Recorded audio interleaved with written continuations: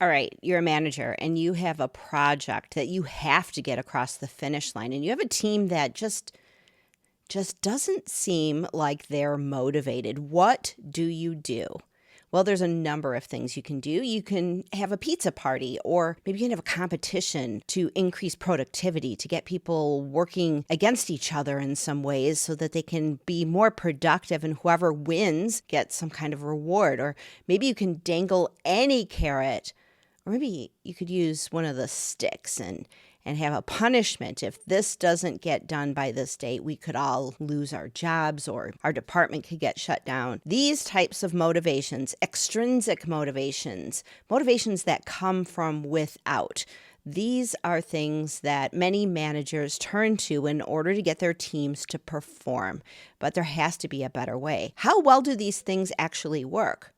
If you think about it, extrinsic motivation just works for a short period of time. And if you're a manager relying on extrinsic motivation in order to get your teams to produce, you are relying on something that you have to create all the time. It's something that you have to dream up, a competition, a pizza party, new bonus structures. There's always something that you're trying to do. It requires a lot of work for management. And of course, there are all sorts of repercussions of these types of programs where you have people who are really turned off by one way of motivating a team and others who are really into it. If you have high performers on your team and they get turned off by what you're doing as a leader, it can disrupt an entire team. It's better to understand intrinsic motivation, but it requires managers to understand how your people are motivated. You have to know your people. You have to understand that there are different levels of intrinsic motivation. There are different things that get people fired up and excited. For example, me, I am a visionary.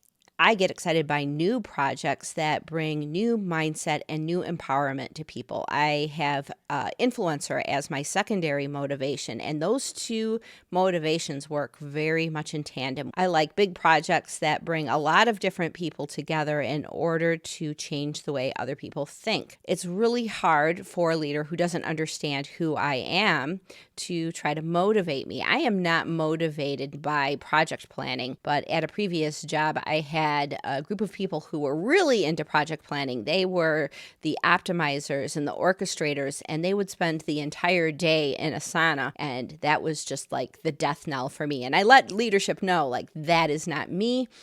I can dream up the project, right? I can do all of that. But if you want me micromanaging people in Asana all day long, that will not be me. I will not be able to do it. But I can dream up the project, and somebody else can put it all in Asana. And when I had that kind of structure, it worked very well. We had people who would put tasks into Asana and make sure they were assigned to the right people and monitor all of that, where I was coming up with the big ideas, connecting people, making sure that everyone involved had the communications that they needed in order to get a job done. I was leaning into my intrinsic motivation and leveraging other people's intrinsic motivations when they were orchestrators or optimizers and loved the project plan. These types of setups worked really well for me because it worked with my intrinsic motivation. Guess how many people in leadership told me how to do that plan? No one. They basically let me go. Just stay out of Kathy's way. She knows what she's doing. She's got the plan. Let her just run with it. And when I had people staying out of my way and letting me just do what I do with my intrinsic motivation, I made big things happen. This did not require any carrots. It didn't require any sticks. It didn't require leadership setting up any kinds of games or rules or trying to pull productivity out of me. Productivity and big things happened because I was left alone with my intrinsic motivation.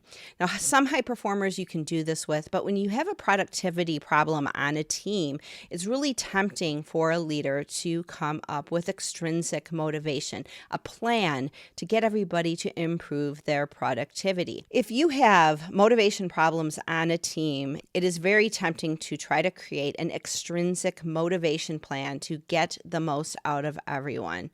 There's a better way. The better way is to understand each person individually and then understand how they work together in a system, how they work together as a team. But in order to do this, you have to take a step back. You can't try to get this short-term win with the carrot and the stick. You have to look at the long-term productivity of your team. You have to look at everyone as an individual and find their intrinsic motivation. Motivation Code is great for this. It's a simple assessment.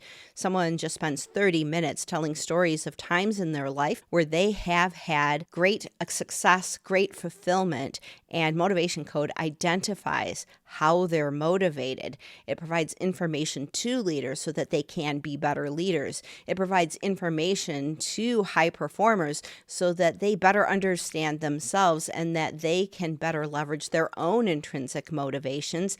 It worked for me. Once a leader understands how all of the individuals on their team are individually motivated, then the real fun happens. Then you can start to see how your team works together. You can see where the relators work well with the influencers in order to really bring out that human dynamic. You can see where you have the orchestrators and the optimizers who really want to look at process and get things across the finish line. And you can put them together with the achievers and the drivers. But if you don't have that information as a leader to go on, you're flying blind. When you're flying blind, then you fall into the trap of extrinsic motivation, those short-term carrots and sticks that bring out someone's productivity for a short period of time, but it's not sustainable. I'm sure you've seen it before. If you're looking to bring longevity to the productivity of your team so that you can foster greater innovation, greater team cohesion, reduce attrition,